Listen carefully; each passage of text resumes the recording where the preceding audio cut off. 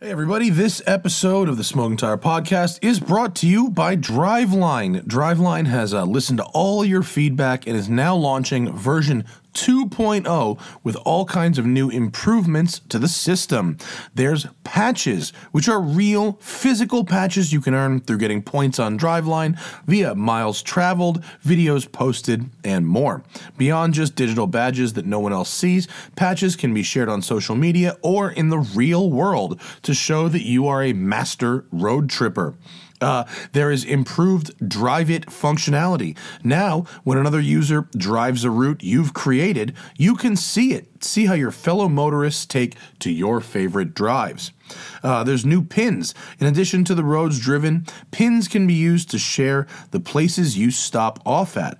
Whether it's a restaurant, a scenic overlook, a store, hike, or a bathroom break, share photos with others to make it easy to find the best spots. And there's an optional mini-map in the video, so when you shoot videos of your drives using the Driveline app, you can overlay a mini-map. That way, when people see your videos, they know what roads you're driving. Driveline 2.0 combines the best of what Driveline originally set to offer with customer feedback rigorously implemented. Driveline in no way promotes street racing. Street racing is illegal and dangerous, and if you get in trouble for doing it, don't blame Driveline, because here they are right now telling you that it's illegal and stupid. Get the Driveline app for iOS right now and hit the road. This episode of the Smoking Tire Podcast is also brought to you by Beeline Coffee. I love the coffee. It is just delightful. There's light roast, dark roast, espresso roast, decaf roast. You can get one bag, or you can subscribe to their program and get an entire year's worth of coffee, a month's worth of coffee, 6 months worth of coffee. Doesn't matter how much coffee you buy. If you love coffee, this stuff is the best. It's so good. Use code TST and we'll give you 15% off your entire order, no matter how big or small. Code TST at BeelineCoffee.com. Lastly, if you're into watches, if you like watches, check out my podcast on YouTube, Shout Engine, and iTunes. Watch and Listen. It's a podcast all about watches. It's very topical. So each episode, we explore a new part of the watch world. I host it with my friend Cameron Weiss, who is a master watchmaker, and it's a real cool, neat, interesting show. So this episode of the podcast, we are interviewing Mr. Patrick Costello. Patrick is a showrunner and television producer who's in town promoting his new show, Truck Night in America, on History Channel, which I was skeptical of at first, but now having sat down with him, I trust that this is a person who knows how to make a funny show. He also talks to us about some of his experiences in very sketchy situations filming cars. It's a great episode. Enjoy it, and hang around for this episode of the Smoking Tire Podcast.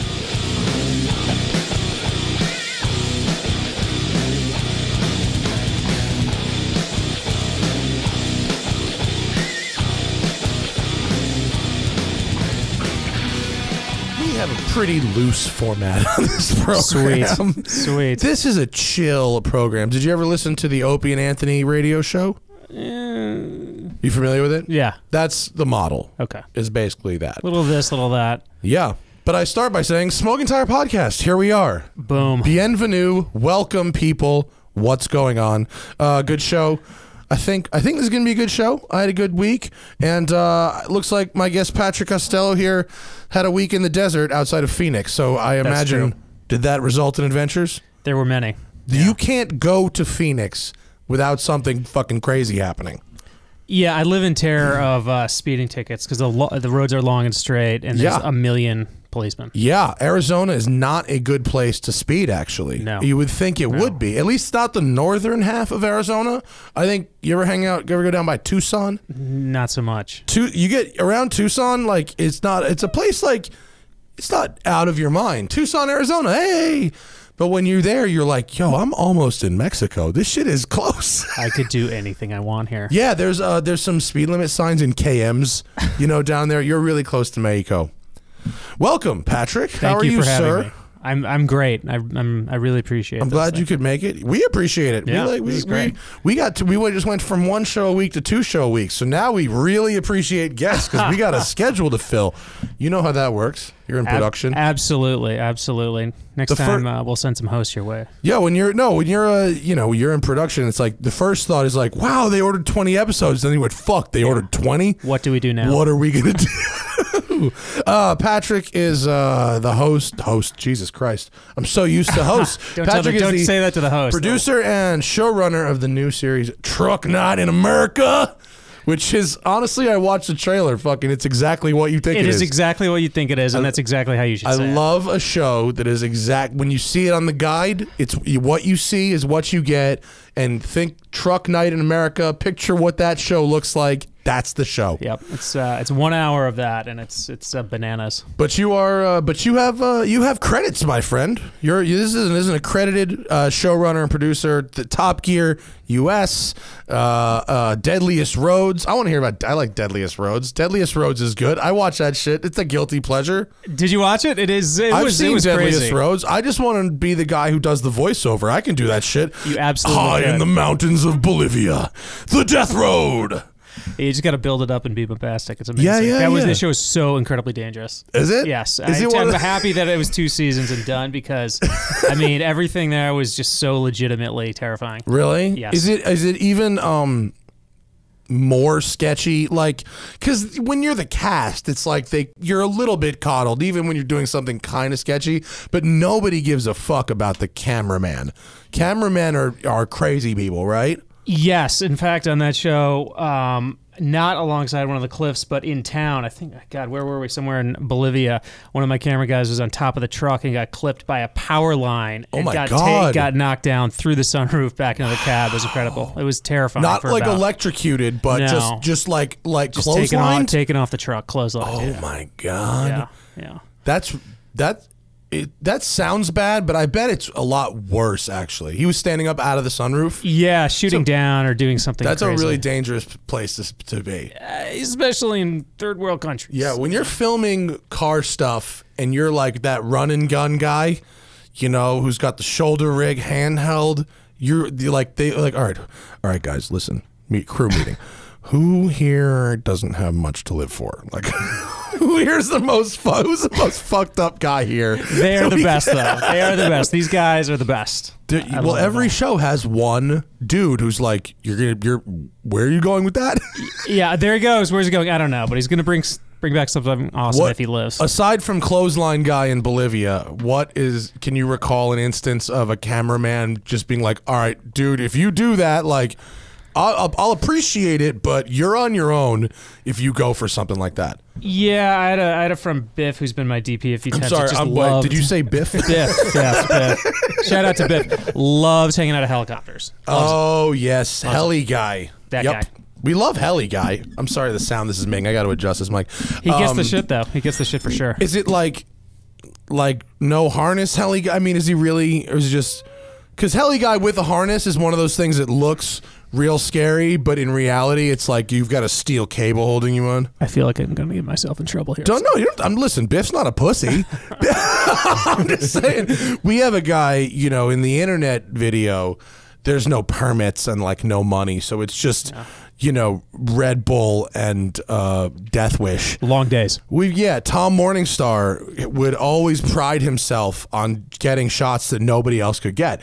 And it was because he would do just really, really dangerous climbs. It's competitive. You've got to do that stuff if you want to get the best shit. He would do that shit like at 24 Hours of Daytona, like at racetracks. He'd climb like timing towers and stuff. He was crazy. Yeah.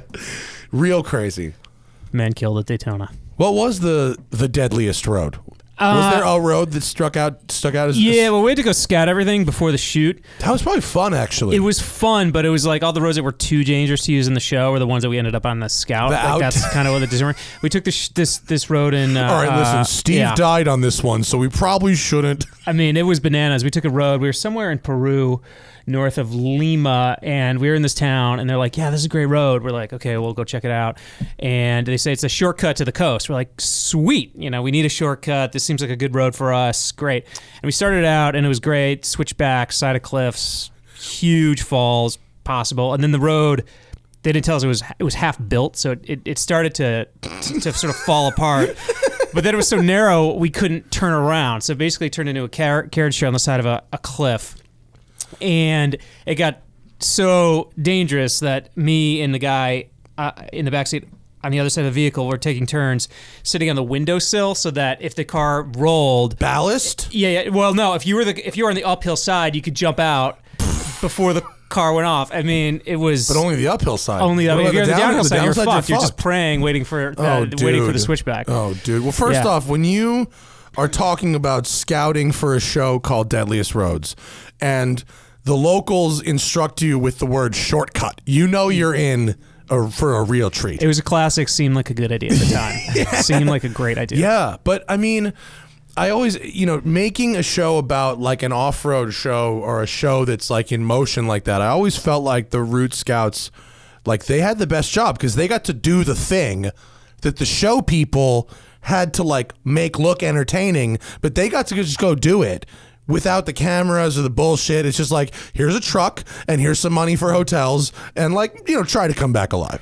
Yeah, it was basically drive around. It was super beautiful. We ate well and just checked out roads. What kind of, did you just like straight up rent a vehicle from a airport commercial, place? No, or we get had specialized vehicles?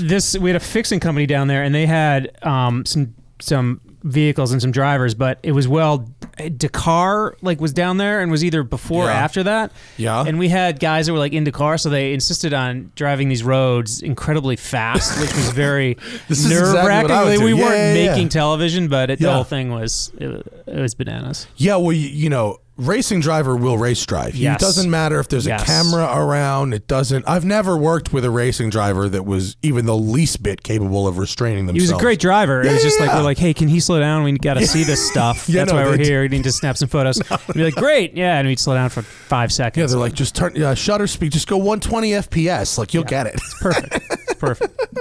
There's some amazing roads down there in South America. Yeah, especially some stuff that's paved. If you ever get a chance, Ruta 40, right? Route 40 in Argentina is the one everyone keeps talking about. No, we didn't go to Argentina, but there's some stuff between that goes up. There's a valley in Peru between the Cordillera Negra and the Cordillera Blanca, and there's roads that go up and over and drop down into the ocean. Like Andes Mountain. Yeah, so paved and beautiful, and nobody's on them. It was incredible. So it's like the secret South American version of the Alps, like where you're going from France to Switzerland. Yeah, I mean, we were down there. I'm like, somebody needs to do a car show down Have here. we just blown up the spot? Do you want to go make a show? Can we scrounge up some pilot money? South America's best. Let's go make a fucking show. Instead of like the most dangerous roads, let's talk about the most delicious There's a show roads. on that best driving roads in the world. There's something. How has there not been a show about that? I've never seen it. I could make that show. How has it not been pitched and thrown in the trash by hundreds of network executives? Pitch it again. Depends. Do you on know the how day. often I get an email from someone that's like, "Hey, I caught your YouTube channel. Like, do you have like a crew of like misfits that hang around a garage with you?" I'm like, "You guys, American Chopper came out in 2004." That sounds exactly right. That sounds exactly right. I bet there's like one a day of those. I got one of those like a day ago from a production company. I don't want to say them out loud, but like it's like they made like The Real World. Like it's like that company, like the company, the reality show company you've heard of sent me a pitch for American Chopper, basically. There's a lot of garages. I just had to be like, guys, Jesus Christ, can we just anything else? I've legitimately not seen a worldwide drivers road show. There really should be. I mean, Top Gear does a lot of the elements of that. We tried to do a lot of the elements of that with Drive, which to some level we succeeded. I mean, we went to some pretty cool places, but man, if you're telling me there's a whole mountain range worth of alpine crazy roads in the Andes, I thought so. I've never seen anything about that. Yeah, I thought it'd be great to do a race up and over. Somebody takes a road and somebody four wheels up and over it. It was because it was meant for that. I mean, you sound like a Top Gear producer. How producers produce. I've been in television now for a few years, and I mean, I'm still not very good at it, to be frank. And you're too modest. But I'm okay when you turn the camera on. I'm terrible at the business of it, because I tell people with like pitches to fuck off. Yeah. And I don't like embrace it and then try and shape it into something positive. I go, ew, no. Say yes to everything and wait till it falls apart. I know, right? But because it all does anyway. How does one become a showrunner? This is the one job in Hollywood. I know like 3 showrunners, but I'm kind of like, what do they do? And like, how did they get this job? But I know they all work really hard. Yeah, yeah, there's different paths. I mean, ultimately, you just gotta want to do it. I guess. What is the definition of showrunner? You're basically the creative. It's obviously a non-credited title, and it's like you're the creative lead of the show. So you're basically you're running the show for the production company and for the network, for the buyer. So all the creative decisions ultimately are your responsibility. And if it goes south, that's your responsibility too. So no one's ever mentioned to me before that it is in fact uncredited. Why is showrunning uncredited? it just became a thing because there were so many executive producers on shows, I think, that they needed to figure out who was the person making the decisions. Yeah, like, so all right, who can we get off this credit wheel? It was kind of like, okay, well, who's actually running this show? Trim some of this fat. Some of my favorite Hollywood people are showrunners. It is 24/7 though, man. When the shows are running, it's are you doing the Hollywood Shuffle at the moment? Do multiple gigs happening right now, or is it all about Truck Night in America? Yeah, no, I'm actually running another show right now, but sort of managing Truck Night at the same time because we just started airing and people are super excited. So there's like a lot of press and a lot of like ratings are coming in. And everybody wants information. Everybody wants to know it's going to get picked up again. It premiered what 4 or 5 days ago, right? Show 2 was last night. Okay, how's it going? Well, it's going well. We're building. Yeah, it's good. Coast Guard hit Twitter. A Coast Guard base somewhere hit Twitter, said like there's 400 Coast Guard officers watching the show somewhere, which is killing. I hope they're watching it on 400 TVs. If they're all watching it on one TV, that's not helping you very much. Maybe they had a projector. Somebody call Nielsen. Get Nielsen. As long as people say they're watching, like I feel good. It's really exciting though. It's a great format and it's bananas. So do you think if we play the trailer? I think we'll get infringed. I think you can if you search Truck Night in America trailer on YouTube, it'll come. Every time we've tried to play a trailer for something, we've gotten like a trademark infringement because this show goes on YouTube as well. So tell us the format of the show. Okay, so it's a close-ended format.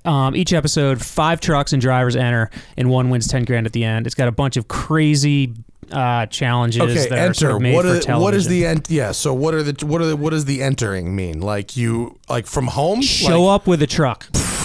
Literally, that's it. Anybody. I mean, some people showed up in SEMA rigs, and some people showed up on trucks I bought on Craigslist. Yeah, we had 2 SEMA rigs there, I think. Did they work? Spoiler alert. And they ran. They ran. Yeah. They were amazing. Really? And then we had some people that had trucks that, they're like, I was out in the field for like 10 years and I just got it running, and they showed up. So did you put out a call like Pinks would, where like, hey, we're coming to this town? We had one location, so they came to us. Oh, where was it? Yeah, it was in Georgia. Okay. Yeah. So did you guys build your own? Huge build, 2-month build. Awesome. Yeah, I mean, tons of heavy machinery. Racks of beer and backhoes? It was incredible. I think, for the people building it. So what are some of the challenges? Well, we built a 75-foot cliff, which the trucks had to push stuff off. Yeah, we carved away a hillside, built a cliff. We built a 3-mile course that had, it was sort of multidisciplinary. We didn't want it to favor any type of vehicle, so they had to climb over a pile of cars. We imported like 120 like wrecked cars, climbed over that. They drove through a swamp. And you made like a mountain of junk cars that they had to drive over? Oh, fun. Yeah, exactly. We built a giant pivoting bridge thing that looked like a teeter-totter, and it dropped over a hill, so you had to pull up on it and creep forward till it ran over. Yeah. I went on a small one of those. It was like maybe 30 feet long. Was that the kind of the thing? Was it much bigger than that? Yeah, it was bigger than that, yeah. They had one at like Land Rover loves to use these at the press launches. You go up and do the thing. It was like that, but massive. I mean, everything is big and a bit ridiculous, but just tons of fun. Pictures of Truck Night in America, and let's see if we have some promo photos. Because like in the trailer, which is very high energy and quick cuts, as you can imagine, it seemed like there we go. Give us that third picture there on the right. It seemed like the trucks were doing like some like almost like rally cross Yeah, I mean, is there a race section that's one of them? The final course is if the two finalists each drive a course we call the Green Hell, and it's basically 11 different Who thought obstacles. of that? A Nürburgring fan? Is there a Nürburgring fan in the house? They were. Well, I see the pile of cars there on the left. Yep. And then these 5 vehicles in a star pattern here. Is this our competitors for this episode? Yep. Those are the trucks, competitors, hosts right there. So, okay, well, there's like 2 side-by-sides. We've got like 2 like Razor-style vehicles. Yeah, that's what the host drove around. Oh, okay. And then the competitors are, we've got what looks like a pretty stripped out, maybe an F-150, an old school like lifted Silverado Brodozer, a pretty dope looking 4Runner. Is that a 4Runner? What is that, Tim? Toyota just Specialist. A Toyota pickup. Toyota pickup from the 80s, and then a Wrangler with no doors and a hard roof. They all look pretty homebrew. No SEMA builds in this one. Not all, but yeah, we did have some SEMA, but a lot of just garage wrenching, custom build things.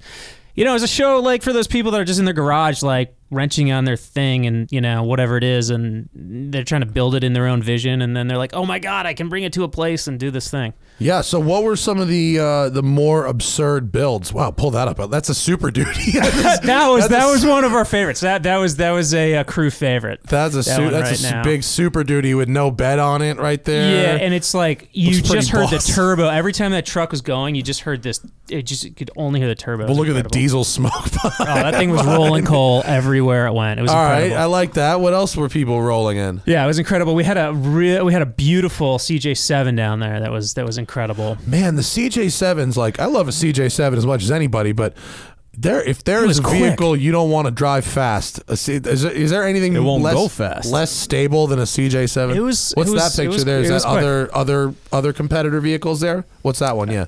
Which one? Yeah, that's the start of our race. Each race has a 5-way drag. And on the side there, that's a 47 Power Wagon on a Toyota 4Runner chassis. Really? Yeah, totally. And it's got the little RE22 on it. You know what? I mean, that guy just made it up. This looks fun as hell. And the front of, you can't see it from here, but the front of that truck actually has a Bugatti, a 37 Bugatti. He said grill, but it's just the front. The radiator, like the nose? Yeah, the nose. That's awesome. Yeah. It was incredible. It was incredible. And the exhaust was funneled through the roll cage on that vehicle and popped out the top of a cage. It was love these people. There should be, I mean, I think truck night in America and then like JDM night in New Zealand could be next, man. You could the engineering down there they would be the same level of nuttiness. This show looks so fun. We want to go international. You said they push things off a cliff. Yeah. Is that? Yeah, they got to drive in reverse, and there's these sheds, and we use other items too, and they've got to push it off the cliff in reverse, and it's kind of a test of their visibility and the otherwise power. They back off a cliff. Yeah, otherwise they back off the cliff. Did anyone go over the cliff? No, but there was one of the trucks got we had a push bar on it to push the shed off the cliff, and the push bar got caught up in the shed, and the shed started to go over, and it like pulled the truck up in the air a little bit. That was nerve-wracking, but it all worked out in the end for us. It was nerve-wracking, yeah, but you're going to be using that shot in the title sequence, homie. Yeah, whatever it takes. That guy got a bonus for doing that. It was incredible. Oh, that shot was so good. You get residuals. It's hard to make car shows that are interesting and exciting these days, because it feels like a lot's been done. Well, actually, that's completely true. I mean, every idea I have to go through the complete Top Gear archives lest I find out Clarkson did it in 04. Totally true. That we dealt with that too on Top Gear. It was very much like, oh, we have this great challenge. I'd be like, yeah, they did that 3 seasons ago, and at least in the first. Admittedly, I did not watch a lot of the American Top Gear, but that's only because I don't have cable. So. Yeah, that's just me. But in the beginning, they used a lot of like exact British challenges. Yeah, I think so. By the time I was on it, there was very much like, let's do things differently. You were on it when they made it Season 5. Yeah, the whole show was the challenges, right? Yeah, it was. We broke it halfway through, and we would do some cool stuff in the middle of episodes, and we did these sort of episodic challenges. But then we would kind of do some interesting stuff in the middle of it just to add a little of the old DNA. Like we did a trip to Sweden for Koenigsegg, and we did some other interesting side trips. They're fun. Christian's good. It was incredible experience. Yeah, isn't fucking around in that factory the best? The best. I was shocked at how cool he was and how chill everything was. Like, I can't imagine anything like that on like Maranello or anything. You go there and it's like he's guiding the tours, and you're like, don't you have something to do? Yeah, he's just around. He's like, and it was before the Regera was out, and he was like showing us all this stuff with the Regera, and we're gonna do this, and it was incredible. Like, who are you? Yeah, what is incredible. This crazy? Yeah, and the backstory on that door hinge and like how he designs a car around that hinge for the door is just incredible to hear from him standing in the factory. Dihedral. It's a dihedral hinge. It rotates on 2 axis. It's a dihedral door hinge. That is a trademark. He owns several trademarks, including flex fuel. That's why they can build cars for only $2 million. Their profit margins are very, very slim at $2 million. Really? Because he owns all the patents for flex fuel, yeah. Oh, every car that runs on flex fuel, he gets a cut. He is chilling. Good for him. Yeah, 100% chilling. And then once his free valve shit comes out, that camless thing, have you seen that? No. Oh, he's got a motor. I'm a little parched, excuse me. Is the Regera out? Is there a Regera out to drive? It is. Well, there isn't a press car, if that's what you mean. He's delivered a few of them, I believe. Yeah, he has? I think so. Yeah. He has an engine that is called Google Free Valve. FREE. Free Valve is it has hydraulic actuators on the valves, which are electronically controlled, and it has that instead of a camshaft. So there's no camshaft. So the concept is that a camshaft, because it's, the lobes, right? Yeah. Pear-shaped lobes, roughly, or oblong-shaped lobes. There's an open, and then there's a close, and then there's just this whole bunch of time that it's spent in between open and close, and that time is wasted. Whereas instead, that's a great picture. Instead, you can have these valves that move much faster, because they're hydraulically actuated. So what does that allow it to do? Well, out of a 2-liter gasoline engine, which when I was there was installed in a Saab 9.5, I think, you can get 350 horsepower and 60 miles per gallon on regular pump gas. Incredible. Yeah. You can it offers just this massive range of tuning for highly specific targeted driving styles. So in eco mode, you can eco the fuck out of it, or you can hit race tune, and it just gives you a much more aggressive valve train. So they're just testing the system right now? They're testing it, and he owns the designs and patents on it. So the idea being that one day all of our gasoline cars, just like flex fuel, will run on this system, and he'll be able to continue building the dopest supercars on the planet. Thank God genius, people like right? him are out there. I mean, every engine in the history of engines has had a camshaft. Get rid of that? What? It's crazy. And you can apply that, like his head and its ECU unit and its compressor they're just on a Saab. Like, he retrofitted it. Like, he didn't design the complete engine. It's just a Saab, and you take the head off and put his head on. That's it. Wow. So he'll just license that out. Yeah. Good for him. That shit is badass. Dope. Yeah. I had an idea one time like that. Yeah, how'd it go? You made truck as things do.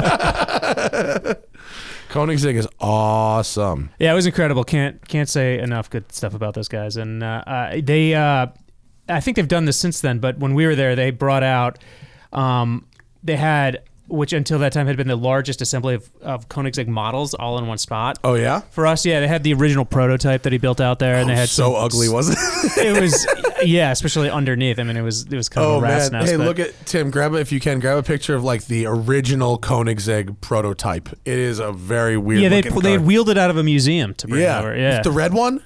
Was it red? Was it red? I forgot the color. It was. There's only the one. It's the one that he used to get the investment to build. It had what an Audi engine on the left, in it. top left. That thing. Yeah. Yeah. On the top left, it's this. Well, last time I looked at it, it was like a couple of years ago, and it looks a little better now, actually. Well, it definitely did not look like that right there when we saw it. It didn't look like that? No. Did it look like beat up or something? It was just a little... Is it? I think it had been sitting for a while. I don't. I thought it was that. I thought that was it. What's down? What's? It's that. Yeah, I think it's that. Yeah. The original. Yeah, it's not particularly pretty. Yeah, that's it. Original Koenigsegg prototype. Unless Raphael Orlov is wrong. No, that's probably right. No, that was definitely it. I like the wheels actually. It's got like a sort of a flat faced almost wheel. And what did it have in it? An Audi engine? I think? Was it an Audi motor? I know the something like CCX. I don't know. See if it says it in that. Was that Balaban, not Orlov? Scroll down. See if it says what kind of engine it was. It says big V8. I think it was the production ones were. Oh, it says Audi. There you go. Started with an Audi V8. Boom. Good call, Patrick. Nice. I remember one or two things. The maybe the Spikers ended up using. Well, it's just the RS4 engine, I guess. Yeah. Koenigsegg went to a Mustang V8 for a while, or at least a Mustang block, and then they did their own heads. And then now they have their own fully owned engine. Yeah. It is. That car actually has, it's not as ugly as I remember it being from a couple years ago. A couple years ago, I was like, ugh. Now I'm like, well, he based the design on a race series that they were going to put it in that then went defunct. I forgot the name of the series. Group C, yeah, maybe. Group C. Yeah, because I think that was like the Jag XJR 15, and then that Nissan, like a whole bunch of really, really cool race cars that like just never went anywhere. And then he just liked it, so he's like, okay, well, all the cars are going to look like this thing. Yeah, and he's like, and I own my own airfield, so I might as well start building missiles. God bless Christian von Koenigsegg. You are a mad scientist. Where else have your television travels taken you around the world? Yeah, in the car world, it was we did a show. I guess one of the more interesting places that I end up telling stories about was Afghanistan. We wired up some MRAPs and drove around with sappers for what? A month or Sapper? So. Sappers, What's combat engineers. They demine all the roads. Fuck. Yeah, it was incredible. It was incredible. Really? Did things blow up? Yeah. One of our vehicles hit either a small ID or an old mine. And how did that go for the vehicle? It just kind of popped, and they had to stop. But it wasn't. I mean, they're designed for that kind of thing. So were they able to continue driving afterwards? Yeah, because it would go without the tire. I mean, the tire was shot. Oh, it blew the tire out, but that was it. Yeah. Rest of it was chill? Yeah, I mean, I don't know what other damage was up in that front quarter. There might have been some, but enough to get it back. And were you in another one? No, I was back at the base. Okay. Yeah. So what was where the showrunner says? But, all right, yeah, Video Village. No, we didn't have a Video Village, but one of my guys was in it. And I mean, it was scary for him for sure. Yeah, I mean, scary for everybody when that happens. What do you, when you're shooting a show in Afghanistan, are you just hanging out on the base pretty much? Yeah, it was a forward operating base or a FOB, so it was small. It was down on the Helmand-Kandahar border, so it's a small unit where troops kind of station and then they kind of go out on missions from there. So it was not big. What defines small? Like 100 people? No, bigger than that. I mean, I'm sorry, I have no scale. Maybe 1,000. Oh, yeah. And is it no more than that? I mean, chill. You're on a base in Afghanistan. I mean, are you just like in a tent in the desert, pretty much? No, you're staying in chews. They're these little white containers that have a bed and a little AC unit and a desk. Like like one of those pods that they pick up your furniture. Yeah, really? Exactly. Yeah, about that size. What's it called? A chew? A chew, which is what does that stand for? Something housing unit. I forget what the C is for. Something housing unit. Combat housing unit. Combat housing unit. I don't think it's combat, but it's something housing unit.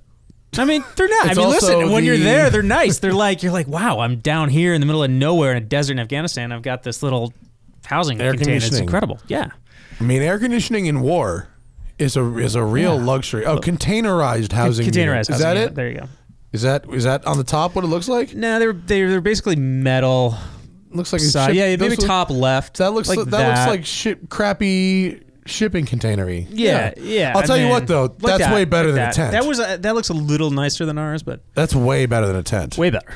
Oh man, it was and like I mean, 120 degrees. That lovely sandbag wall. I mean, it's a sandbag over tan. It's really in a great neighborhood. Yeah, it's got a nice patina to the whole thing. It just came on the market.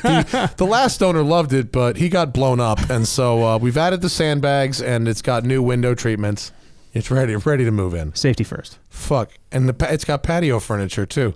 The camo folding chair. I mean, it is incredible because we were down there and we had to rig up these trucks. And for the guys, they're like, people feel very strongly about their vehicles. Yeah. But for these guys, it's like it keeps them alive. So it was like, having them help us rig it all up and also being worried about messing up their world inside these little bubbles of survival was, you putting that camera in my fucking killing machine. It was incredible. They did they take to being on camera well?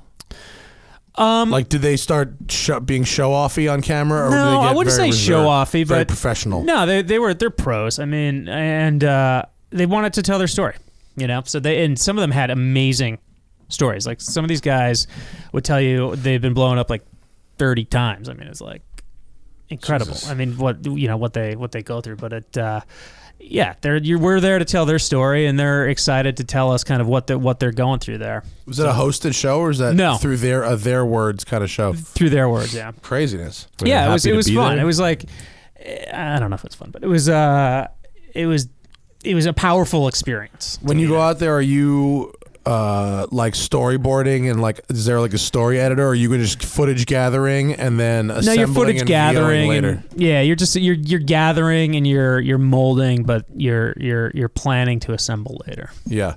That's a tough way to make a show. It's because it's exciting though. Well, when you're with the military, it's a really fine line between wanting to get a good show and being like, all right, so I want to see some action, but I want it just far enough away. It hits home sometimes. I was with DP, and we're up on top of one of the walls shooting some B-roll, as you do, and then one of the guys came by. Director of photography, for those not in the industry. Sorry. A guy came by and just kind of told us, hey, you guys might want to limit the time you're up there because there's a sniper in the area, and we haven't gotten them or something. And then the guy kind of kept walking.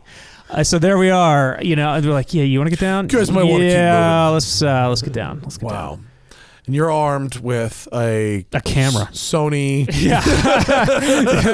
we had a Sony camera and some still cameras, and that was it. It was cool though. It was another interesting car show. Did you always want to make shows about cars? It's my favorite kind of show to make. Yeah. I mean, each show is interesting in its own way, but it's for me the most exciting stuff. Did you start out as a car guy who got into TV, or a TV guy who likes cars? I was a car guy, but not like I wasn't afforded. I wasn't buying and selling cars or that, but like I loved it. Because everyone, by far the most common email I get is like, "How do I get your job?" Right, and so people hear you going, "Oh, here you are. You're in Afghanistan. You're in South America. You're making car shows. Okay, you're not the guy on camera, but it seems like you're having quite a bit of fun." Yeah, it was so incredible. how does someone who's listening to this show how do you get your job? You just know what you want to do, I suppose, like anything in life, and just kind of do it, make all the moves you can to go that route. Yeah, baby steps. Yeah, baby steps. You work your ass off, and you try to not complain. But did you want to be a host at one point, and you ended up producing, or did you always want to be a producer? I wanted to make the shows. You wanted to make the show, for me, that's what's fun. Yeah. So were you a PA? How'd you get on set? What'd you do? I started. I was living in New York City, and I was working for a Viacom. And I started out back when there was such a thing, working the tape library. So when you wanted to make a show on MTV, you'd hand in a little slip and say, I want these tapes from prints from 1982, and then there would be like a guy like me who'd run and find it and get it. Check out the tapes. Yes. Like an actual library. It was a tape library, and now it's all digital, I'm sure. Yeah. The original, massive reels and stuff. It was. And what year was that? How you could get started. It was 1999. Okay. Yeah, and then that was the same year. It was right around then that Survivor kicked off on TV, and I wanted to go on adventures at the time and make television. And I was like, that looks cool. So I moved out to LA, and a year later I was working on Survivor. See, that is great. The stories that we hear from people that typically result in a more rapid success almost always involve physically moving to where the thing is that they want to do. Myself included. It's commitment. If you're committed, you can do cool stuff. That's why I like hanging out with people in LA.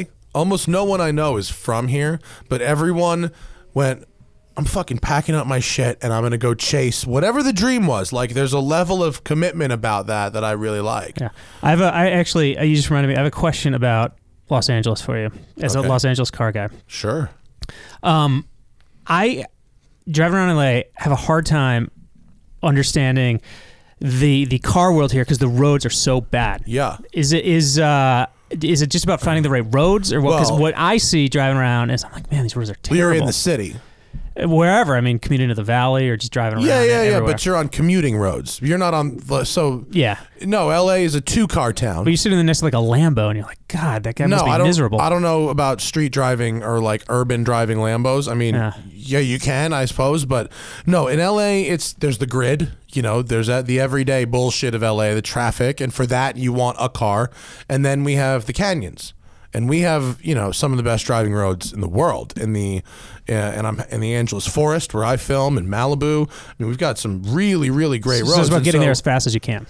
Well, I go driving very early in the morning, so I wake up before traffic, and I have a nice empty highway drive out there, and I hit the roads on a weekday, and they're dead empty. I have a great drive, and then I come home kind of around lunchtime in between the thing, and I sort of can enjoy the roads, and then that car goes in the garage and it doesn't come out again until the next weekend. Until the next time. Yeah, and then I drive an everyday car in the bullshit. Yeah. What's the everyday car? Well, right now it's a Focus RS, but I go through like press cars and stuff. I just had an M6 for a week. Oh, right on. Which I actually am scheduled to just talk about in this podcast. The M6? But we can talk about my dream car when I was younger was one of those Mustangs. Like the Fox body. Like mine, a Fox body? Yeah. Look at that. When I was younger. Larry Chen from Speed Hunters just shot mine. Yeah, I just saw that. Fire! I think it looks incredible. Dude, when you get to have Larry Chen shoot it on film, that's on 35 millimeter, and then Patty McGrath write it, damn, that's a hot article. Check out the feature of my car on Speed Hunters, and a long, and there's another watch on my feed. How many secret roads do you have that you won't give away? First off, they ain't no secrets. There's no secret roads? Dude, people ask me how to find roads all the time. It's so easy. You pull up fucking Google Maps and look at the squiggly lines. Yeah. Like, the roads I use are in the Angeles Forest, which is not that big, and there are not that many roads. Like, you just pull up a map of that, and there's like a few different areas. They're all north of LA, and they're all like nice, and you can see the squiggly roads on the map. Like, that's just the roads are big and long and empty. It's very, very easy to find them, and you can just drive around and make loops. And yeah. Do you have a favorite? I do. Yes. Which one? Can you say? Yeah, I will, because it's my favorite is Glendora Mountain Road, but it's really far from me. It's like way east LA. Yeah. It's by far the furthest one away. So on an occasion that I do get to drive it, it's a rare treat, but I'm not there very often. But if I had to pick one, that is my favorite. That road is 26 miles and 277 turns with almost 5,000 feet of elevation and no intersections. God, it's awesome. Incredible. It shits on Tail of the Dragon. Yeah, we're going to try to do a Tail of the Dragon thing. Tail of the Dragon's fun, but there's just a lot of cops. There's a lot of cops, a lot of people. All the roads that people talk about, you don't really want to go to. It's the ones that are the super secrets that are, here I am blowing it up. So you come to LA, and a year later after were you the tape guy? You weren't the tape guy on Survivor. No. Okay. No. So you got the tape job and then went to work on Survivor? Yeah, well, I mean, there's you use some jobs to hopscotch, right? But so I kind of did. There was some stuff in between. You ended up on location? Yeah. Where do they shoot that? The first season I did we were in Kenya. And you want to hear something that will blow your mind? It was when when Survivor was a massive hit, season 3, and I want to work on it, and I would have said yes to anything probably. And it was a camera assistant's job, but they all worked as locals, so I had to buy my own ticket to Kenya. Because they were only hiring locals? Only hiring locals. So they're like, look, if you make yourself local, we will hire you, but we're not flying you anywhere. So I got the ticket. Did they put you up once you were there? Yeah, totally. Yeah. Okay. Everything was great once you're there, but single best investment I ever made. I can totally imagine, yeah. It's a long ass flight. From Nobody LA to would do Kenya, that these days. Nobody would do that these days. You know what? That is not true. I've Really? done things like that. I've not bought my own plane ticket, but I have in the last season of a show that I made. I cashed out all of my credit card points because I had 3 flights to Europe in one summer in order to get points, to upgrade. Yeah, in order to not have to sit in like coach, which is like I'm not crying poverty. Like that's the 14 hours to Europe from LA is a long way in coach when you're 6'2". Yeah. So international business class is. But I is a did nice cash thing. out all my points to work. But not buy my own plane ticket to Kenya. That's pretty gangster. That's commitment. Yeah, it was. I mean, at the time, I'm like, what the hell, really? Come on, hit you, but yeah, best investment ever. Yeah. So, what's it like to shoot on a Survivor set in Kenya? It was incredible. I mean, it was a special thing at the time. When you're on location anywhere with any show, it's really like a family vibe. Mm-hmm. You're all in it together, and great stories. Everybody swapping stories about where they've been, and you feel like you're making something special. Yeah. A lot of was it like a half British crew too? A lot of English guys on people from everywhere. Like a lot of Australians. Yeah. South Africans, some Brits. Reality show crews are like they're like gypsies. Yeah, completely. They all have just these Completely. crazy stories. They all drink, smoke so many cigarettes, and the stories they have are incredible. Incredible stories. I mean, I was on a crew with a guy one time who was telling me about how he was like climbing El Cap, whacked up on acid. Yeah. Like, I mean, stuff like that. I'm like, is that true? He's like, oh yeah, man, it was a crazy time. And I'm like, oh my God. I had an audio guy once who was talking about making fucking bathtubs of acid in the 80s. Like, you just have the craziest shit. And I always have a really good relationship with my audio guy because I feel like he's got me in his But you ear. want to sound good. Huh? You want to sound good. Well, no, I want to sound good, but like I can always, like, if I've got a sarcastic inside joke about what's going on, I can just whisper it into my lav, and then it's just a joke that me and my audio guy have, and it's really fun. That sounds exactly right. Sounds exactly right. It's a good guy to have, like, a little, like, oh, look at this fucking guy. Look at this. Really? He's going to another fucking take? Really? Okay. The audio guy's over there, like, laughing his fucking head off because he's talking shit. So what has been, like, have you ever had one of those moments where you've just had to, like, overly script something and it was just, like, made you, like oh, yes. God. We've all had those moments. I know. Yes. And you're just trying to live through it. I know. You're just trying to live through it. And it's the rent's due. not everything's perfect and not every idea is good. And sometimes you get stuck out there with a camera and trying to make, something good out of something that is terrible, and you're just trying to get to the end of it. It's really, really hard. It's really hard. With when you're doing something like Top Gear, though, do you feel like you kind of like you've got like the weight of that brand on your shoulders, and so you're like obligated to like yes bring something good out of the trenches, especially? Yes, I mean I was a big fan, and then. So making the show, there was definitely a sense of obligation. You want to do the best you have, but they're not unlimited, and resources are finite, and a lot of ideas had been done before. So we spent a lot of time just trying to conceptualize stuff and come up with good stuff. And luckily, everybody was passionate about the show, so people were willing to put in the time and to. Yeah, I imagine the film crew on a show like that, like they know what they're getting into, and they know it's kind of expected. Incredible crew, incredible. Everybody was great. I mean, it was a fantastic experience. It was sad to see that version of it end. Yeah, the new one I haven't paid a whole lot of attention to. Have you? I didn't see it. No. Although Harris and Joey and Rory Reed over there are doing a pretty strong job with the UK one. I saw some good bits from that one. There sure. are definitely some good bits in that one. The first season, as expected, was a little rough around the edges, but I actually think it's very good now. Yeah, they found a stride. In fact, I've been meaning to catch up on this last season of it. Harris is good. He's a fucking pro.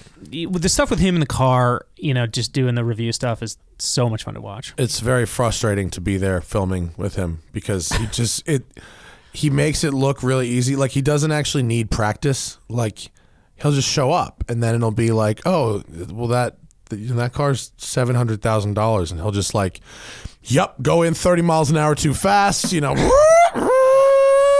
and it's like just and nail it. It's unbelievable. That FXX bit he did was I really enjoyed that one. Yeah, the man can wheel. I think he's at Goodwood right now. He's posting pictures of it's like the members meeting, which is the one that I think it's I think it's like Goodwood Festival Speed, which is the hill climb. Goodwood Revival is the racing one, and then members meeting I think is a third. I didn't know there was a third one. I think. Can you just see if members meeting and Revival, Tim, are the same thing? And the Festival of Speed is the one to go to. If you're gonna well, I've heard if you're gonna go to one, Festival of Speed is the one because it's like that hill climb that you watch everything from the newest supercars to like the Beast of Turin and whatever go up the hill, and then what's members meeting? Is that different from the Revival? You see it? I don't know. He'll get back to us on that. The members meeting is what's going on right now. I don't know, but if it's the Revival, whatever. But it all looks awesome. It's vintage sports car racing. What's not to love? I've never been to a vintage sports car race, and I'm dying to go to one. Never? Never. Not even like Monterey? No. You're done Pebble Beach Week? No. Oh, really? An LA automotive TV producer has not done Pebble Beach? Yeah, I tried to carve out time to go to that. I'm just always working. So you got to go. I know. Yeah, you definitely have to go. I know. I really wanted to go to Hooptycon. I'm going to be there. What do you call it? Announcing the film festival. Yeah, I mean that looks incredible. It's going to be hilarious. I mean, we did a bit at 24 Hours of Lemons on Top Gear, and it was just that alone was great up at Sonoma, and so the whole package. What is it, in a week's time or something? It seems like so much fun. Yeah, it's a 24 Hours of Lemons race and a Radwood car show and a film festival. And I think it's engine block cooking. I think you're cooking with engines. Barbecue with engines. It's going to be a good time. I'm very excited. Do you wear a costume to that? You could. For the Radwood stuff? I wore a costume to Radwood. I don't think I'm going to costume this one, but I was Biggie Small for Radwood, and it went really well. Tim, is there any indication of whether that's Haggerty says that for years people were criticized that Revival was too fancy of a dress party and less of a car race, and last year members meeting arrived on the scene, which makes them sound like different things unless they changed the name of Revival to members meeting, which is yet to be clarified. But it sounds like they're two separate things. I think they're two separate things. Because I guess it sounds like a less hoity-toity Revival. Revival is the period dress one. That's where it's like, gentlemen will wear tweed jackets or mechanics overalls only. Which is actually, that sounds kind of fun. I mean, do you also like beat your wife and shit then? Like, what other things from the 20s do you do? It's kind of a loaded philosophy there. Let's cherry pick. Do they pick. judge the whole package? Like the authenticity, the car, the accent, the clothes, the whole. I don't know. You got to have one of those fake like Gary Cooper accents from the early cinema. Yeah, see, this car goes really fast. See? What was the name of that accent? Come here, What's the name of that accent? That's like the non-existent accent. You guys know what I'm talking about? No. All right, so there's an accent that actors and actresses did in the 40s that was like more, like not quite English, but more than American, more European than American, and it's not a real just some accent. sort of affectation. It's that like just the doesn't broadcaster accent. Can you look up the broadcaster accent from the 40s? It's going to drive me fucking nuts. It's like the accent from The Big Lebowski that she made up just for the movie. Yes, it's like the strongly vaginal accent. It's the Maud Lebowski's accent. Yeah, that's it. What's it called? The name of it. The weirdo announcer voice accent and where it came from. I just want to know the name of the fucking thing. Mid-Atlantic English? Is that really it? No. Whatever. Don't know. God damn it! But it's that newscaster accent from back then. Newscaster accent from back then. Linguistics call it mid-Atlantic English. Yeah. I think they were going for it was like the perfect accent or some shit, but it sounds dumb now. Trying to bridge the gap. Yeah, it sounds forced. Yeah, definitely. It was dominant among the Northeastern American upper class. Yeah? All right. There you go. Yeah, saying. Yeah. Yeah, I'm dying to go to one of those things. Pebble Beach this year is going to be very fun. A lot of fun people that I know are going this year. And now that Airbnb is on the scene, it's actually become much more interesting because people get like dope houses together instead of fucking with the hotels, which are, you know, I mean, everything's expensive that weekend, but it's really, really worth going. And then when you go, do kind of bounce around to house parties at people at different people having? And people party in Monterey at night after the auctions end. But also, it's so nuts in terms of just driving around. Here you are driving between, you know, the Portola Hotel in Laguna Seca, and you're right behind a Lusso, and then there's a Miura behind you, and next to you is a 73 RS, and it's like, what fucking fantasy land am I in? These cars are just all around me, you know, and you don't even have to go into any event. You can just go to the parking lot of any event without even going in and just be like, it's better than any car show. You know, I've seen cars that are like one of 5 ever made, and they're just like in the parking lot of these places in Pebble Beach. It's so crazy. It has to happen. It does have to happen. We had some questions on Facebook. I put that you were going to be here, and people ask us silly stuff. Sure. None of them are like too TV nerdy. One of them, someone wants to know, what would we drive for our perfect delivery vehicle? And we're talking about not a work truck. We're talking about pizza, medication, invoices, it's delivering small things. I guess this person is like a messenger.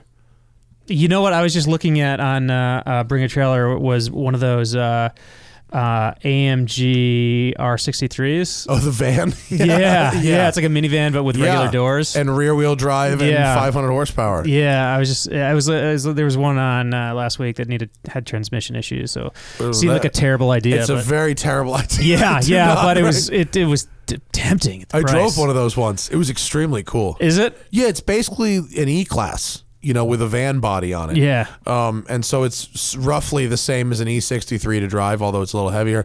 It was fucking really, really cool. Yeah, I think that would make a good delivery vehicle. It really would. But I think this person wants something a little more economical than a rear-wheel drive minivan with a V8 and transmission issues. You know, I would say Fiesta ST. The Huracan police cars in Italy. Have you seen those before? I have, yes. I heard somebody say they're actually used for like organ transplant. Yeah, that was on a thing. Where did I see that? Right. You told me about it. Yeah, the Netflix show. The Netflix show. I forgot what it was, but they put there's like a cooler that goes in the nose for like heart transplants and stuff. Yeah, and they use it to like mob around. That was a good show. I forgot. I bet that guy has a good gig.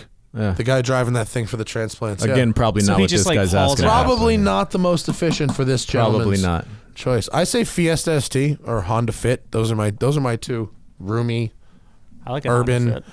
Or if you're not doing that many miles, a Volt or a Bolt. I like those. I like them too. What is the formula for making a car show for enthusiasts, but keeping it open enough for the general public to enjoy? So hard. That's what we try to do with Truck Night, if I'm honest. Blow shit up! Yeah.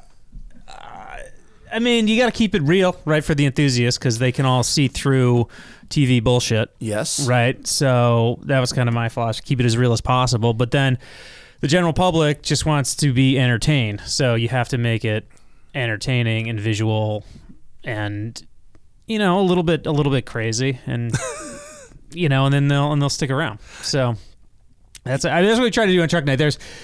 And then we dialed it in post-production, dialed it back and forth, you know, during that conversation between all the many people to figure out. Truck Night seems like a very, you know, like it's an energetic visual thing. I mean, just pull up that screenshot, Tim, that's on the screen right now. I mean, just the banner for the website makes it look like you're hosting fucking Death Race 2000 on this show. Yeah. But we did, I mean, in between the challenges, the trucks we built a shop from scratch that hadn't been there with like lifts and welders and tools, and it was incredible. So they can fix their shit if they break it? They did fix their shit. Oh, yeah. I mean, They would come in and we'd put them up on lifts. I mean, they were welding like shock mounts back on and like in between between challenges. Yeah, I mean, would it be like, all right, if you can fix this truck by tomorrow, you can do the challenge or whatever? Yeah, I mean, we definitely had some of that going on. Like if this truck isn't fixed, like out. You can't Well, that's keep going. great. Yeah, and the hosts were all pretty good with the squirt gun. So I'm sorry, squirt gun. Squirt gun. The MIG welder. What? What? I've not heard that either. What does that mean? MIG welder's a squirt gun? Oh, is that it is? Yeah, slang for MIG welder. Well, I guess I'm not in the shop lingo. What is a TIG welder? I don't know. I should have asked them that. Jizz gun. Yeah, jizz gun. But so the yeah, so we try to make it about enthusiasm. Like if you had some knowledge and you're interested on the build of these things, like that one guy in that Jeep that you saw had this crazy cantilever suspension in the back of his really like LJ. inboard shocks. Yeah, and he did it to increase. Awesome. So and we didn't know until we put it up on the lift, and even the host were like, "This is incredible! Like you built this?" He's like, "Yeah, I did it in my garage." And so it's like I was constantly that's like enthusiast stuff, like that. Yeah. I feel like you got to get the car stuff right for enthusiasts, which is just like being sort of realistic and factual and not fantastical. But isn't the rest of it, don't you think, like the appeal to mainstream audience is like it's all character driven. It's always character driven. Like if the people on camera are likable and relatable and fun, then the general public would like them no matter what they're doing. Yeah, Don't true. you think? Yeah. Totally. Yeah. I mean, people watch fucking Big Brother, and these people are doing nothing, like literally nothing. Yes, they're locked in. They're locked in a house, in a shitty house, like sitting on the couch, sitting on a beanbag chair, sipping a whatever roofie special they're drinking. Yeah, and the other thing I'd say for the enthusiasts is we put a lot of work into getting it right. I mean, we were super anal about the car data and like what the model years were and the trim packages on them, and we would make sure the hosts were prepped so that everybody would get in. I really care vehicles. if that Blazer is an LS or an LT. Make sure I don't know. I mean, make sure you get that trim package. We felt it was our responsibility, my friend, to get that right. Oh, I appreciate it. I'm just giving you fucking shit, but it's very funny. But it's hard, especially when the people show up in these like early '80s pickups and that had been so chopped up, and we're like, "What was that?" And they're like, "I don't know." And at like, one point, that looked like it was a Blazer at one point. Yeah, that thing was great.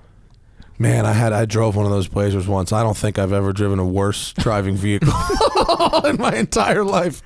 So is each episode fully standalone, or is it like American Ninja Warrior where there's going to be some like finals down the road? No finals. No finals. Fully standalone. No round two. No round robin. No brackets. Maybe that's season 2 stuff. Yeah. Hopefully we get there. We can project that. Hopefully we get there. Yeah, five trucks every episode. 5 new trucks the next episode. New challenges. The whole thing. I mean, I read. So what is? You have to tell me what Heroes of Hell's Highway is, because I've never seen that. That was the Afghanistan show. Oh, that's Afghanistan. Yeah, they were going to do a whole Heroes night, so it had a Heroes title. It started off as something different. Was another one that was like Heroes of Poseidon's Deep Ocean? There was going to be some other Heroes content that was supposed to air around the same time. Heroes of the Soaring Eagle Skies. Heroes stuff. So what do you drive? What do I drive? I drive a 97 2-door Jeep Cherokee Sport. I love it. We've had it since it was new. Really? Yes. How many miles? 170. That's a lot. 80. That's pretty good. Around that's there. a tough truck, though. Around it. From 0 to 30, it still pulls strong. They do. Yeah, I love it. Off the line. It's in need of some work, so I think I'm going to take it off the road for a while. I'll give you like 500 for it if you want. No way, man. I get offered $2,000 all day long. Does it live here? Does it live in Arizona? No, it lives here. Okay, cool. Lives here. I get people love it. I get notes on the. It sounds bananas, but I get notes under the windshield to buy it. Well, once a month. People are nuts. Man. If you have a Cherokee that just looks like it's in decent shape, I mean, even if it's fucked underneath, but the body's straight and whatever, you can probably get decent money for it. Yeah, it hasn't been babied, so it's a little beat up, but it's still pretty stock. So, and that inline 6 engine still pulls strong. It's incredible. Everybody loves a Cherokee. Is it a sport? Sport. Everybody loves a Cherokee Sport. My 2-door. homie drove one of those in high school. 2-door. It's great. They don't have enough. Do you see the new Range Rover? The 2-door Range Rover? I have not seen it yet. Get us a picture of it. It is a tribute to excess. Do you think they're gonna suicide door? If they suicide door it, that would really be. I thought it was long wheelbase. It's not long wheelbase. It's 2-door. Just 2-door. Tim, you're so bad at Googling. No, I'm pretty good sometimes. These are all Evokes. No, third there. That's it. Yeah. 2-door Range Rover. It's exactly like what you think. It has big, long doors, and it's a 2-door Range Rover. I mean, I can tell you from experience that my 2-door Cherokee is a pain in tight parking lots because I got to be careful. The long doors. Yeah, because they'll hit the, you know.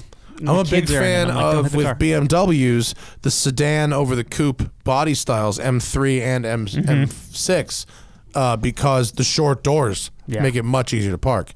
I don't see a benefit to other than being a cockbag. I mean, right? Like that 2-door Rover's $240,000. Why do you think they went 2-door?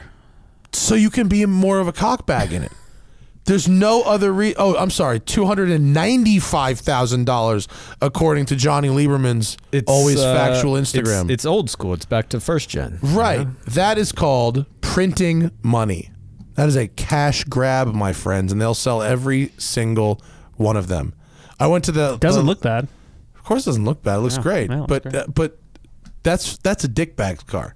That is an asshole's car. It is. Why? Why? Yeah. It's a bit less practical, but if you're using it for dogs, if you really only need the back door and you're chucking surfboards, all you're ever doing is sitting in the front seat and never using the back seat, what are you buying a Range Rover for at all? Because perhaps it's cargo, not people. That's my point. Yeah, all the cargo people are filling their Range Rovers with. Excuse me, Tim. Sorry. I'm just thinking about the way I use my car. You know what I'm saying? I mean, look, I'll get one as a press car. I'll take a spend a week with one. $300,000? $300,000. That's retarded. It's a lot of money to lose 2 doors. Dude, rich people are way too rich. They're way too rich. All this one-off shit. Why do you go to a Cars and Coffee and there's like a dozen cars that are over $1 million now? Too many rich people. That's why. That thing looks sick though. If you're like pulling up to your citation, Santa Monica Airport. You're pulling away on that thing, you're like, oh, that Range Rover looks great. You pull up to the Standard Hotel, you stiff the valet,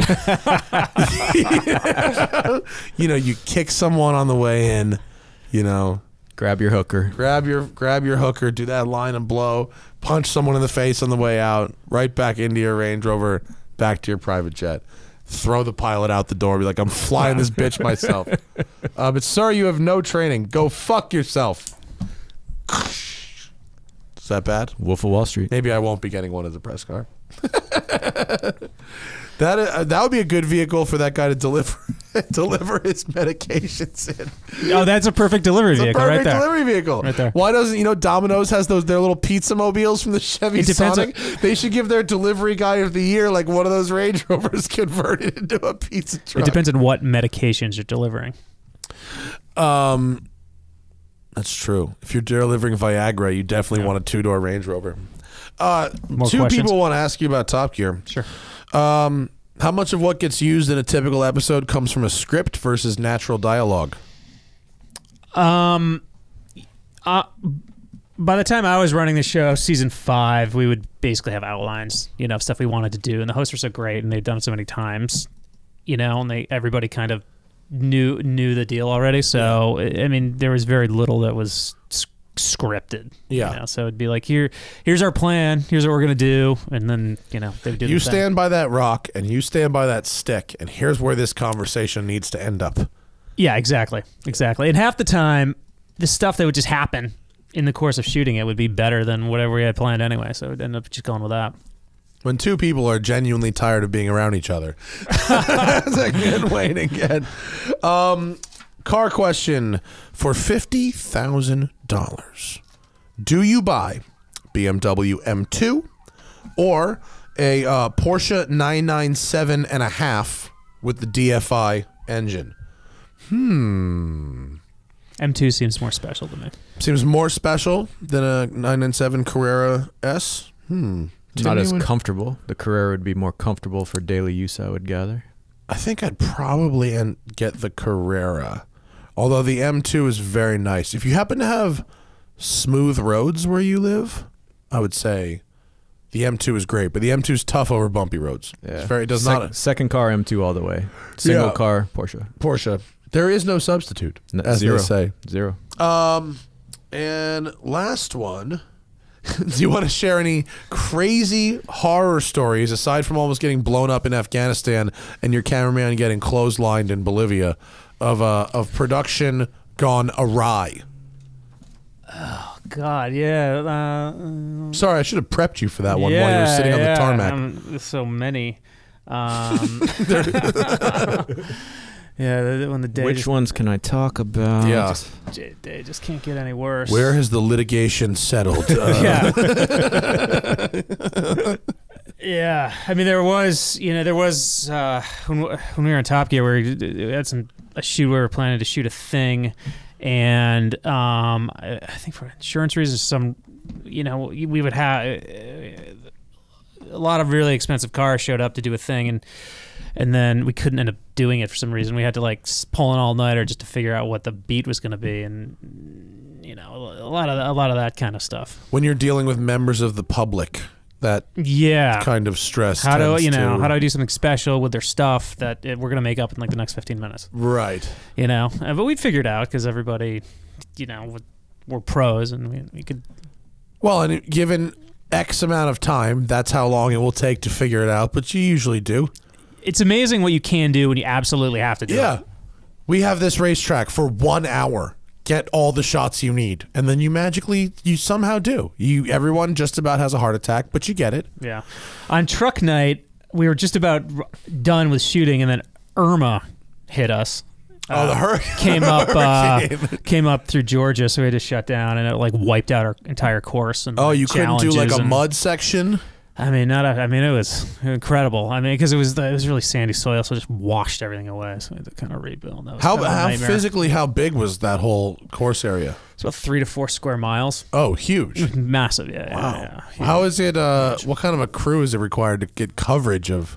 I mean, obviously, you're using one sort of quadrant or sector at a time or whatever. Yeah, I mean, we hit on our final race. We had crews. The course was long enough where we had crews repoing to multiple locations, so they would get the shot. Really? Yeah, because it was fast, slow, fast, slow. So the trucks would go fast in one section. They have to slow down for something else. So the crew would get the shot, and then they would jump into their gator and then blast bounce to the next other location. side of the track. Yeah, so it was pretty incredibly sit on top of the hill, and you see everybody doing these moves. It was this dance of gators. That's a fun. DP's got a fun logistical gig there. Yeah, it was a full on logistical. That's puzzle. Wild. So you have a dozen guys or something? Yeah, on about that. Yeah, almost exactly. These big crews, man. Yeah, and our crew we about between 100 and 150 people at any moment on that show. Wow, that's a real crew. Yeah, it was definitely a full crew. Yeah. Yeah. And then did you shoot it just like assembly line style, where you just do an episode a day and then just crank them all out? Yeah, our cycles were 2.5 days. Yeah, because you couldn't do any. I mean, because they were legit people's rigs, so you had to account for. Sometimes they wouldn't start, and they'd have to fix them. They had to get in there, elbow deep in the engine, and sort something out. So we had to account for that kind of thing. So it was. It's about 2.5 days. A lot of buffer. When you're dealing with 50 people's personal vehicles that they built in their garages, they're 85 F-150s they found in a field. It's it really makes you understand why they fake it for the build shows. Totally. Because 100 people's food and housing and overtime for the day far, far outweighs whatever building any car could possibly be. Yeah. I mean, it was incredible, though, how well these people knew their vehicles, because they would show up and the thing wouldn't be working, and they would say, okay, give me 15 minutes. We'd be like, this is never going to work. There's just no way this car is going to start running. And sure as shit, he would do something with a thing, and the thing would fire up. And you're like, sweet. You did it. Incredible. There are people who, I swear, I've driven their home-built shit. And it's they've never driven a proper factory-built sports car, ever. And this thing they built in their garage by basically fucking guessing. Yeah. I guess this would no work. Formal training. They just winging it, and then it works. Somehow it works. It's really, really wild. And then they know how to drive them too. They really know what it needs, in a way that only a person who's broken the thing a dozen times can understand. Yeah, I mean they were all totally different. A lot of propane rigs too. I'm sorry? A lot of trucks showing up that ran on propane. Why? Because in the rock crawling world, they'll do propane conversions because the propane will continue to run when it's at crazy angles. The engine will continue. It's pressurized. Yes. So it just flows. Yes. And they just screw a fucking 5-gallon tank on the back of their rig? They would literally have these giant, no, not the barbecue kind, but it would look like, it would look like, you get like a quarter keg of beer, like that vessel. It'd be like 2 of those bolted to the back of the truck. Yeah, like it would look like if you had like hydraulics or air suspension almost, right? Oh, there you go. Like, look at that red. Fuck. Yes, Oh, exactly. That's exactly bigger. that. Exactly that. The beer keg metaphor wasn't far off. No. I mean, that's literally what it looked like. Those are big cans. And then is just a normal? What do you do to convert something to propane? Is it a normal motor? Is it a different motor? Normal motor. I don't know technically exactly what the conversion is. I'm not sure. Huh? I'm sure after this podcast goes up, I'll get 3 dozen tweets about how to convert a car to propane. That looks, very dangerous. You'd think they'd put the cage around the propane cylinders, don't you think? Well, I don't think they fill them up. I think it's like your barbecue propane thing. You'll pop them off and then you put new ones on. Oh no! So this guy here has that we just chose a bad picture. Most of the other ones I see in that picture have cages built around the propane cylinder. That rockbouncer.com. That seems like a website I'd like to go to. These guys, I mean, if you're doing a show that relies on people's home-built rigs, and that is what the production schedule is hinging on, and it isn't a complete nightmare, that's amazing. It was incredible. It had potential to be a complete production nightmare. Potential. But, I mean, their ability to manage their own rigs was incredible. And have you completely wrapped production? Are you guys still shooting? No, we're wrapped. We're airing. How many episodes are there for this season? 10 plus a sort of highlight show. Nice. Is there any online component to it? Can it be viewed? Streaming anywhere? Yeah. Now's when we plug it. I think if you have History Channel, you can watch it online, and they also have some cool ancillary content. Like we had these very cool cameras in each vehicle, these 360-degree cameras. Yeah. Right, so we did a thing where if you go onto History Channel, you can see what it's like to ride along, almost as if you're in the car. Here, Tim's got it pulled up. The Final Challenge Ride Along, which I think we can show because it's on. Oh man, this looks cool. This is the first time I've actually seen. Do you remember what brand these cameras are? This is the first one I've seen that doesn't look like complete garbage. Yeah. Shout out to 360-degree Fly. Is that what it's called? 360 Fly. Yeah, they were fantastic. Oh, yeah, I gotta get one of these, dude. Yeah, they're incredible rigs. We had the Pro model, which I don't think is on the website, but this guy's exists. mobbing, by the way. Yeah, that's at CJ. That's at CJ7. Yeah, this is a CJ7. The guy's mobbing. Yeah. Wow. CJ7 Golden Eagle trim package. Oh, that's fantastic. Yeah. Oh, you got. Oh, so it is important to get the trim package right when it's a fucking Golden Eagle. The last 360 camera, consumer grade 360 camera that I saw. Anything inside of like 4 or 5 feet away looked like it didn't have the focal depth to work with. This one looks much better. It was great. It's great for car stuff too. Hell yeah, it is. Fantastic. Yeah. Is it a pain in the ass to set up, or you just just turn it on and go? No, it's like the size of this water bottle. Perfect. Yeah, and it's got a lens on the top, and so it just shoots a half a sphere. Yeah, dome all shape. around you. Yeah, awesome. Yeah. And then it's got software where you go in and then you can pick the frame and do around, or you can export it as VR. That's perfect. What else do you want to plug? Your Instagram is, pull it up, James Patrick Costello. Yep. On Instagram. We got to get you with some followers. Wow, look how close all your posts, followers, and following numbers are. We got to up that shit. Follow James Patrick Costello on Instagram. Yeah, I do my best. There's I plug the show. There's some car stuff. I'd like to take pictures of cars around Venice. And is that where you live? Travels, yeah. That's where I live too. Yeah. I got to look out for your 2-door Jeep. Yeah, it's around. I love seeing like cool old cars in Venice that were once badass that now have like are full of boxes. Oh, and, like, bro, like a '67 Mustang Fastback on the street with like a hood the that gold doesn't one? match. There's one over there. There's a gold one by my house. There's one. There's one over by me too. It's not gold. I think it's red with like a blue hood. Oh, there's a BMW 1600. Like before the 2002, my first car. That I see it. I know it works because I see it moved around all the time around Pacific and Venice, and it's like the most faded red ever. Love those. And someone is driving that motherfucker. Love. Yeah, my neighbor right down the street has a 2002. That's 1602. My first car, 1971. Really? Yeah. Are you a BMW guy? Yeah. If you had to be a guy, which would you say? Yeah, probably BMW. Yeah. What's your dream car, man? Dream car? Yeah. It would be a 73 2002 with an E30 M3 engine swap and the Euro, what is it, Getrag transmission with a dog leg left. Yeah, one of those. Good choice. Yeah. Didn't Classic Car Club build one of those? Don't know. I think they called it a E3002 or something like that. It was an S14 powered 2002. Very, very neat. Boom. They need it. 2002s are lovely, but God, are they fucking slow. God, oh, they're so slow. My car that I had, and this was, it would do like 60 miles an hour going downhill. I mean, it was the orange one was it. That's it.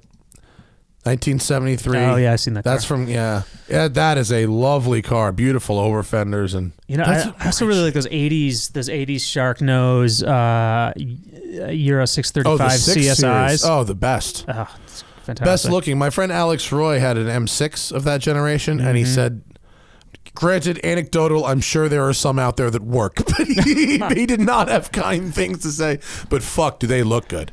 They really, really are very pretty. My uncle was a pilot for TWA and imported one of those. It was the M package, I think 635 CSIs, and I drove it around a bit when I was in high school, and it was incredible. It seems very pimped. TWA pilot buys a Euro Spec 6 Series, imports it home. Yeah. That kind of shit doesn't happen. He had a G-Wagon in the 1980s. Really? Yeah. Did he bring it in America? Yeah. He brought it back to America? Yeah. That's pimp. It was a 5-speed manual. That's awesome. And when you shifted, your knuckles would literally slam into the into like the radio.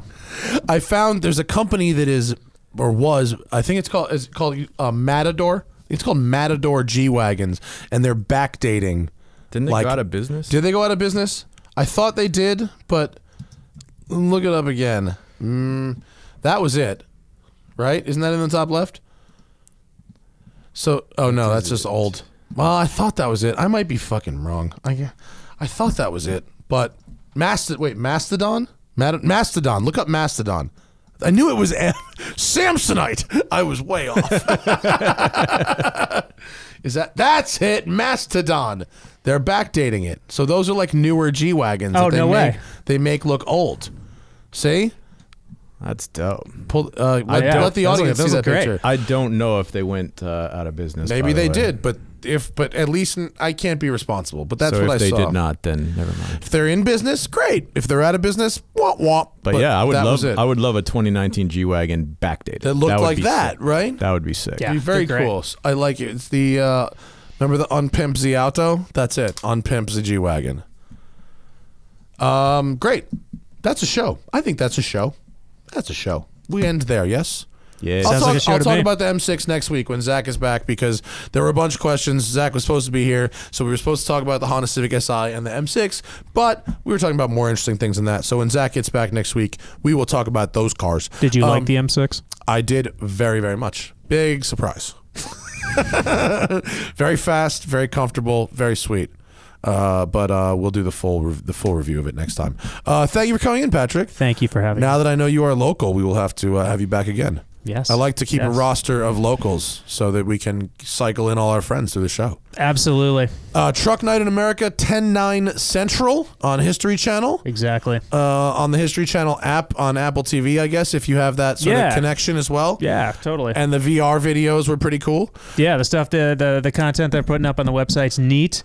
The show is awesome. Every episode's different, and some cool builds coming up. I have to admit, when I saw the PR email in my inbox, not from you, from the actual PR person, like a few weeks ago. What did it say? It said usual PR shit, and I sort of rolled my eyes. But then when when I talked to you and I pulled up the trailer, I went, "Oh wait, this looks super super fun," and I should not be such a cynical it's just dick. Fun as hell. The show looks really fun. I definitely am going to check it out. Thanks for coming in. Thank you for having me. The Smoking Tire Podcast is powered by Shout Engine. Get your own damn podcast at shoutengine.com. It's easy. You just need something to say, something to capture it, and then a connection to the internet, some kind of electronic device in there to do the things. Whatever. It's all falling apart. I need to leave. Goodbye.